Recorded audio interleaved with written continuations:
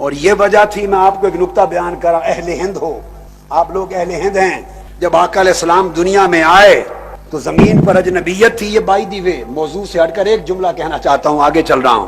زمین پر اجنبیت تھی، اور اجنبیت کو دور کرنے کے لیے بھی اس میں مصطفیٰ پہنچا. اور آپ حیران ہوں گے جو میں حدیث کوٹ کرنا چاہتا ہوں، اور وہ حدیث ہندوستان سے متعلق ہے. خدا جانے سرزمین مکہ بھی تھی، سرزمین شام بھی تھی، سرزمین عراق بھی تھی، سرزمین مصر بھی تھی، عرب و عجم کے سب بلاد تھے. یہ اللہ جانے راز کیا تھا. آدم علیہ السلام کو اتارنا ہی تھا تو بھی شہر مکہ میں بھی اتارا جا سکتا تھا، اتارا ہندوستان میں. پہلے نبی کے پہلے قدم ہند کی زمین پہ لگے. اللہ کو معلوم تھا کہ قیامت تک یہاں میرے مصطفیٰ کے عاشق رہیں گے. حدیث سنیے، گرم دے دو گرم. حضرت ابو ہریرہ رضی اللہ تعالیٰ عنہ روایت کرتے ہیں، آپ کا جوش ختم نہیں ہو رہا، میرا وقت ختم ہو رہا ہے. آج جوش کو کنٹرول کریں. جب گفتگو ختم کر لوں گا پھر جی بھر کے جوش کا مظاہرہ کرتے رہیں. 2-4-5 منٹ دے دوں گا آپ کو. سنیے حدیث. ابو ہریرہ رضی اللہ تعالیٰ عنہ حدیث کے راوی ہیں.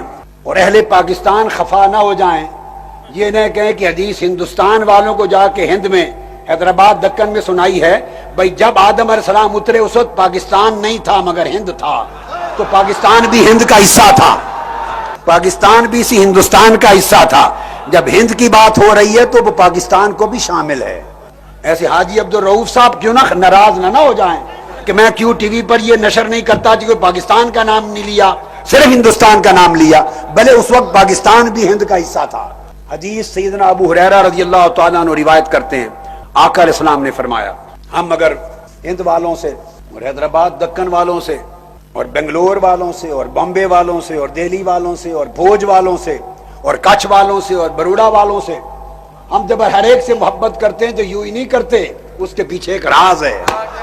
وہ راز یہ ہے کہ آقا علیہ السلام نے فرمایا، نازل آدم بالہند، کہ آدم علیہ السلام ہند کی سرزمین پہ نازل ہوئے. جنت سے اترے تو ہند پر اتارا، ہندوستان کی زمین پر. واستوحش، اب یہاں کوئی اور مخلوق تو تھی نہیں، انسانی مخلوق. پہلے فرد اترے تھے تو تھوڑے سے جب آپ اترے تو وحشت اور تنہائی سی محسوس ہوئی. جب تنہائی محسوس ہوئی تو رب کو پھر پیار آ گیا. جنت سے بھیجا بھی خود، اور جب دیکھا کہ میرے محبوب بندے آدم کو ذرا تنہائی کی وحشت ہو رہی ہے تو پھر پیار آ گیا. آواز دی، جبرائیل دوڑ کر آ، فوری آ. جبرائیل امین کو بلا لیا اور کہا جا، اس کو بھی کلمات سکھائے. جبرائیل امین کو، جا میرے آدم کی تنہائی دور کرنے کے لیے یہ آواز دے. جبرائیل امین اترے، فنازل جبریل فنادا بالاذان. تو اس حدیث سے پتا چلا کہ جبرائیل امین بھی سب سے پہلی مرتبہ جب زمین پر اترے تو وہ بھی سرزمین ہند تھی. فنادا جبریل، اور ندا دی بالاذان، آذان کہی. تیسری بات، روئے زمین پر سب سے پہلی آذان کہی گئی، وہ بھی سرزمین ہند پر کہی گئی. سب سے پہلی آذان یہاں کہی گئی، اللہ اکبر اللہ اکبر، اشہد ان لا الہ الا اللہ مرتین، اشہد ان محمد رسول اللہ.